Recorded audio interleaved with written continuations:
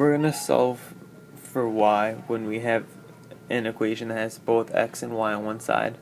The reason we do this is so that we can know what the slope and the intercept is, so then it's easier to graph. So we're going to solve for y.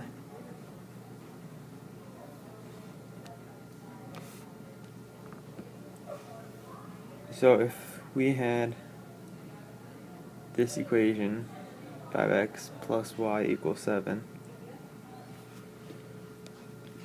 it's hard to tell the slope or the y-intercept because it's not in the form y equals mx, where m is the slope, plus b, where b is the y-intercept. So we want to isolate y, get it by itself, so that we can know the slope and the y-intercept. So you can subtract 5x from both sides. We're left with y equals 7 minus 5x. So that is written as y equals b plus mx right now. We want it to be in that form. So we can rearrange it. The negative stays with the 5x, so negative 5x. And this is a positive 7, not a negative 7, so plus 7. So now that is solving for y equals negative 5x plus 7.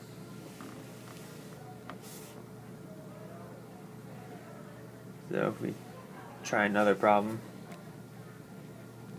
with a negative y, we'll have 2x, we'll say minus y, equals 11. I could again subtract 2x from both sides, but then I'm left with a negative y, and I have to multiply it by negatives, and that makes it a little more confusing. So instead, I'm going to add y to both sides. Up with 2x equals 11 plus y. Then I want that y by itself, so I'm going to subtract 11. This is 2x minus 11 equals y. And then just to rearrange it so it looks like that standard slope-intercept formula, you can have y equals 2x minus 11. These two equations are equivalent, they're just rewritten, because 2x minus 11 equals y is the same thing as saying y equals 2x minus 11. So that would be solving for y for that problem. Try a few more. This time I'm going to put a coefficient on y so we know how to deal with that.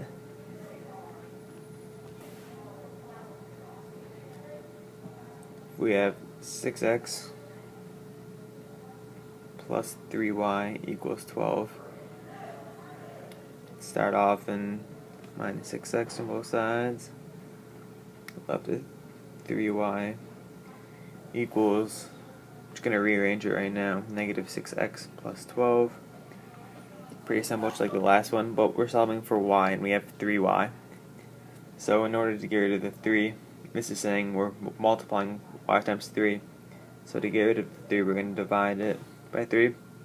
Then if you divide this side by 3, you have to divide the other side by 3, and you're doing the whole other side. So you have the y equals, you have to divide negative 6x by 3, which leaves negative 2x. And then you also have to divide the 12 by 3, which just leaves 4. So y equals negative 2x plus 4. Be solving for y here. And we'll solve one more to lock it in with coefficients on x and y, where we're subtracting the y though. So 7x minus 2y equals negative 10. If I want to take the same approach as the second one and add the 2y, we can.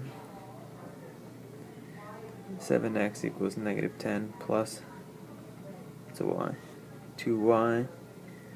And then we can add the 10 to both sides to cancel it out on that side. 7x plus 10 equals 2y.